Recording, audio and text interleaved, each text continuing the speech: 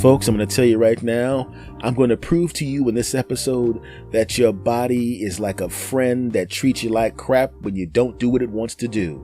I'm going to prove it to you. I'm not going to do a long intro.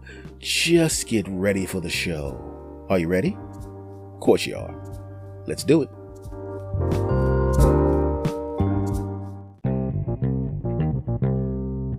Hey guys, it's Anthony Thomas. Listen, Wednesday's show I talked about how lame I felt and how I felt like crap.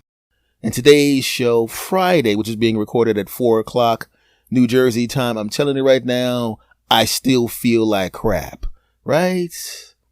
And I'm starting to think that maybe my body is mad at me for something. Right? Everybody, you think your body's your friend. You think your body's all for whatever you're doing. You think your body is your homeboy. And I'm telling you right now, I think our bodies are vindictive pieces of crap sometimes. It's like, you ever been in a friendship where you thought everything was cool with that particular person? And then you find out if you do something that disappoints them or you disagree with them, all of a sudden you see a side of them that you never saw before, right? You got a friend at work, you got a friend at school, and everything's great until that one time they ask you to do a favor and you legitimately can't do it. There's something that is legitimate and big that you can't move for them. Normally you move stuff, but this particular time you can't, and you look at their face when you say no, even though you have a good reason and a reasonable reason to say no. You look at their faces and you see their face slightly contort in a way you've never seen it before. The only thing missing from that face they're making is the sinister music you hear in movies or the sinister music you hear in soap operas. You know, they make that face. You see in the movies with the guy, hey, what's going on? You can't make it, huh? Well, that's fine.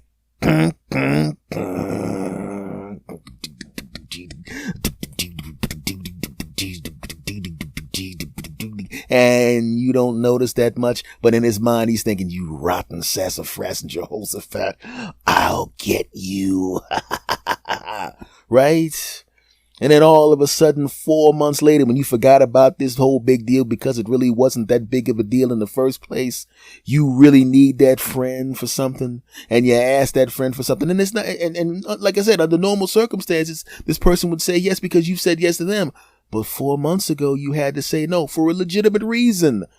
But this time, this person could easily help you with no problem.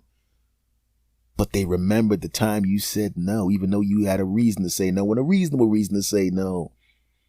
And it's revenge time.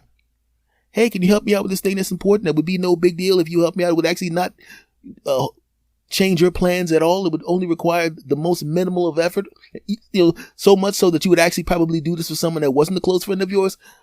Oh no, I got this thing I gotta do. I'm so sorry. And then that face comes back on.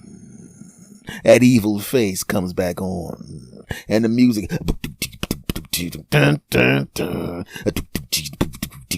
Oh, I can't stand it. Well, your body is just like that, my friends. Your body, you think it's part of you, right? It's part of you. So it's not going to do anything against you, right? It's part of you. It's not like this other person who's a separate entity in and of himself. No, your body is part of you. You go about your everyday activities. Go to the supermarket, go shopping, play with your kids if you have kids, or in my case, play with your grandnieces and nephews. You don't feel taxed at all. Not at all. You go to the supermarket, you shop for the month or some crap like that. Not a big deal. You put the things in the cart to the car to the house, boop, boop, boop, de boop. Not a big deal, right? Your body's used to that. And your body likes everything to just stay as it is. He plays with his grandnephews and nieces, He occasionally goes out and plays a little ball, with some of his boys, the other old dudes. He does all these other things. Not a problem. Not a problem. And then one day your doctor says, hey, you put on a little weight, buddy. You better get back to doing what you were doing. And you go, yep, you know what, doc? You're right. I don't want to mess my progress up. Back to working out. And you go back to the gym. and you go in the gym and you feel a little uncomfortable, right? You don't know why, and I'm going to tell you why. Because your body remembers. Your body doesn't like it there. Your body's like, oh, I thought I had convinced you everything was fine, and now you're going to come back in here and hurt me again, huh? You rotten sassafras Jehoshaphat, how dare you? And most of us think, well, my body is getting better. I lifted weights. I'm going to be stronger. And you will be stronger eventually. But before you get to eventually, you have right now. And right now, ow. That's what it feels like. Maybe not at the moment, but later on that day, you're going to get a little sore. You're going to get a little tight because you've actually taken the body that liked doing your normal everyday activities and was comfortable with that. And you've now forced it to do stuff it can't do, because that's what working out is. Taking your body beyond what its normal capacity is so it will gain more muscle and more cardiovascular ability, right? You weren't out of breath at the supermarket. Nope, you just walked to the car. You didn't feel sore after picking up them eggs and put them in there, did you? No. But now, halfway through the workout, your body's like, what are you doing? I'm already in some discomfort at what he's doing it again. 3 sets of 10. You just did 2 sets of 10 and I'm already sore. Okay. All right. I got something for you, Jack. Okay. That's cool. That's cool. Right? You go over to the squat rack. You put on some weights. You do your squats. You do your calf raises and your body's like, you rotten son of, I can't stand you. You get home after the workout, you as a human being, not the body, just the person, just the mind, you're thinking, I feel good. I got back into the gym. I did a nice workout. I did what I was supposed to do. And it's the beginning of a journey of getting back in shape and losing the weight that I gained and then losing more weight to get ultimately in great shape. Yeah, that's what your mind is thinking, but your body is mad. That's what that pain is. A lot of people think it's lactic acid buildup and micro tears in the muscle that will eventually restitch themselves and become bigger, which is going to happen. But I'm telling you, some of it is your body going, you rotten sassafras and Jehoshaphat. You go to bed, you figure this is going to be great. You go to sleep, and that's when your body does all the healing. That's when it flushes out the toxins. Okay? That's when the body starts healing itself. That's when the micro tears in the muscles, and when I did the weightlifting, that's when they start to heal up and the muscle begins the process of getting bigger and stronger. That's what's going to happen, but that's not what happens that first night, is it? Oh no. Your body looks at the bicep and goes, okay, can't get him there. How about the back? Nope, can't get him. Wait a second. I know what we'll do, because if we make his arms so he can still do some stuff. But he can't do stuff if he can't walk. Let me look at those calf muscles. You were a little overtaxed there, bro. And you were such a hurry to get home, you didn't rehydrate.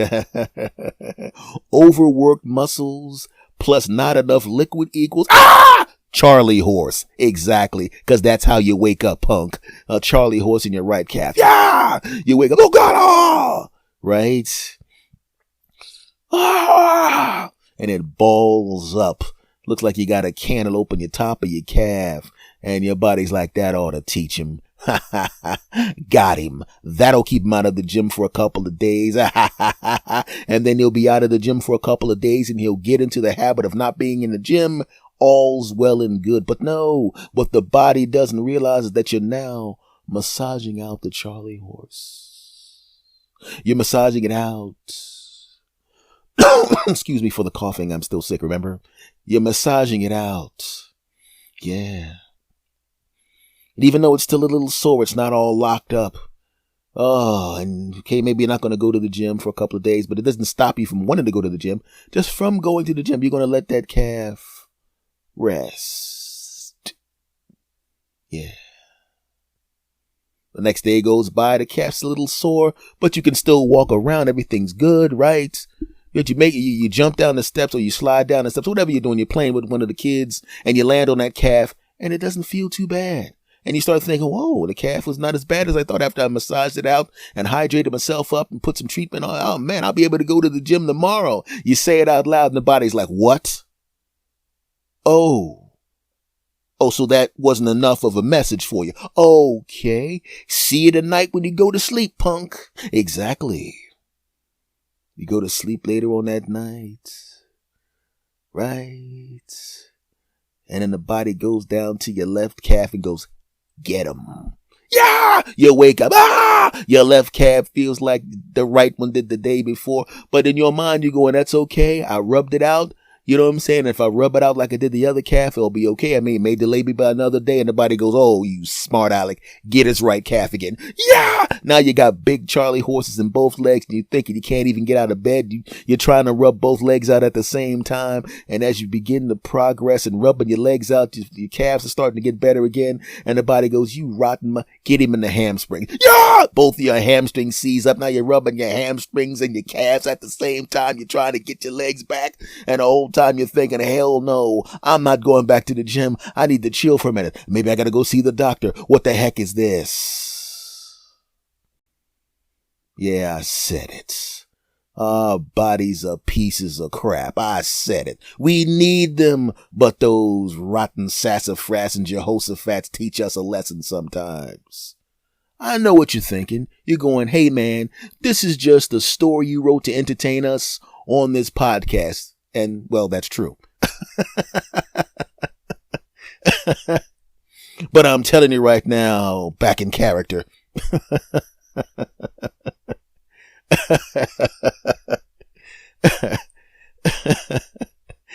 I'm telling you right now, dag nabbit.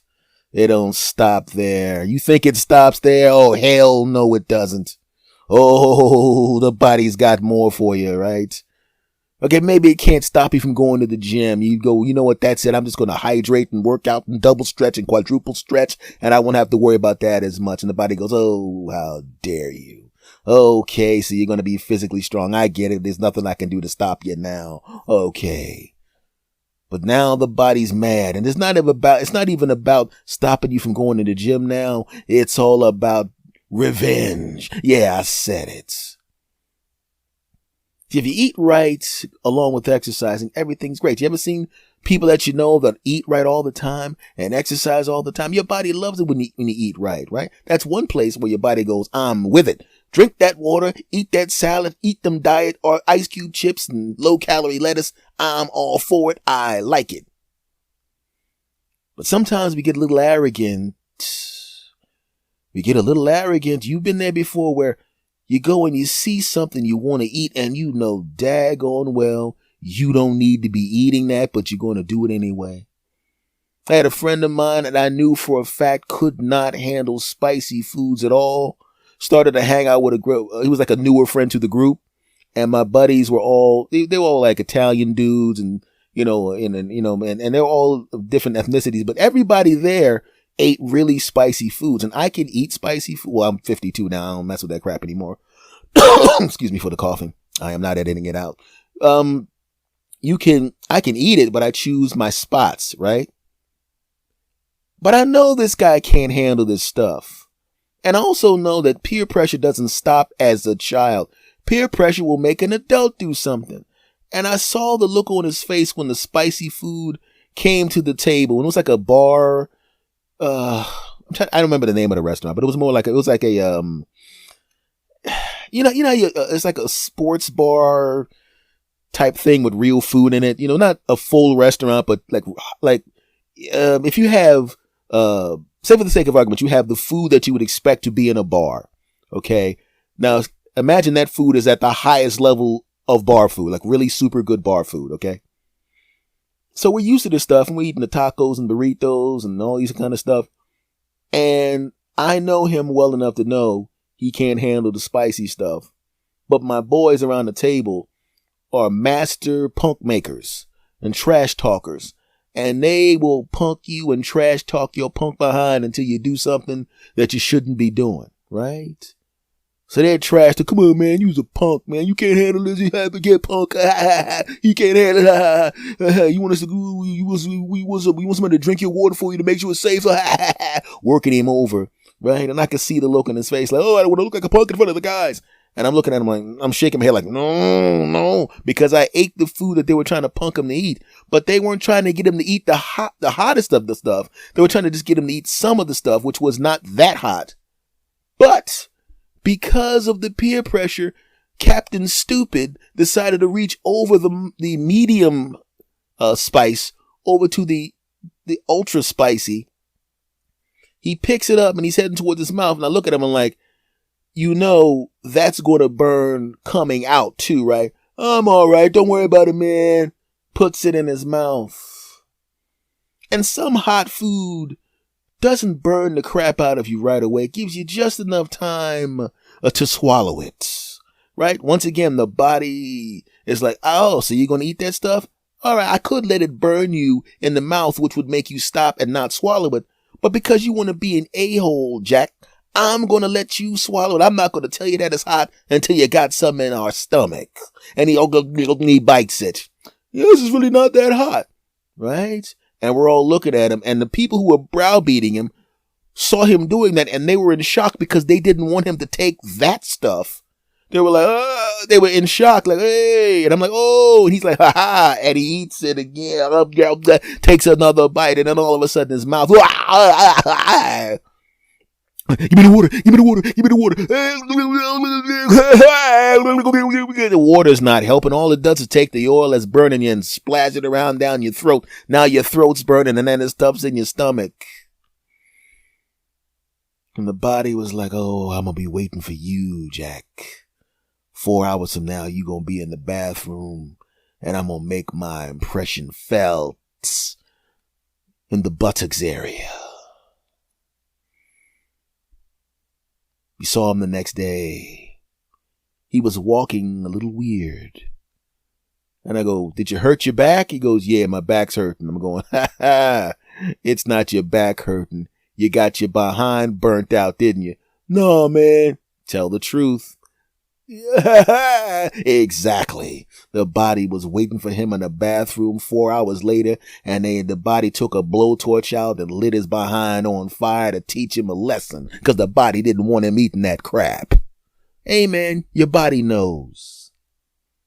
But what I'm saying, my friends, to everybody listening to me, yes, our bodies are pieces of crap because of what they do to us. But what we have to do is beat our body. Do the workout anyway, because eventually the body will go, I give up. I'll allow you to make us fit. And if you eat good foods, the body will go, you know what? Occasionally you can have some kielbasa and that crap on it. Okay? We won't burn you that good. I mean, we're going to have to burn it. There's peppers in it. There's nothing we can do about that. But we won't put the blowtorch to your booty. My friends, your body in the beginning, when you first start working out, is a piece of crap. But if you do what you're supposed to do and continue the workouts and continue working that good diet, it'll become your friend again. Just like that person who was mad at you in the beginning of this story for not being available. Eventually, he or she will get used to the fact that you're not at their beck and call, and they just have to be grateful for the time you give them because you're the kind of person that has crap to do. It's just the way it works, my friend. Yes, I still feel like crap physically, but you know what feels good? Talking to all of you and knowing that you're going to listen to this, and I appreciate you for doing so. If you love this podcast, and I believe you do me a favor, my friends. Rate and review this podcast. Tell some friends or relatives about this podcast. Spread the word, my friends. And if you love this podcast, listen to my other podcast called S. Anthony Says. Both podcasts are on every major platform. Okay, so make sure that you check it out on Spotify, Apple, iTunes, and TuneIn Radio, and iHeartRadio, and all of that stuff. It's everywhere, baby. And I appreciate you for listening to me. You dig?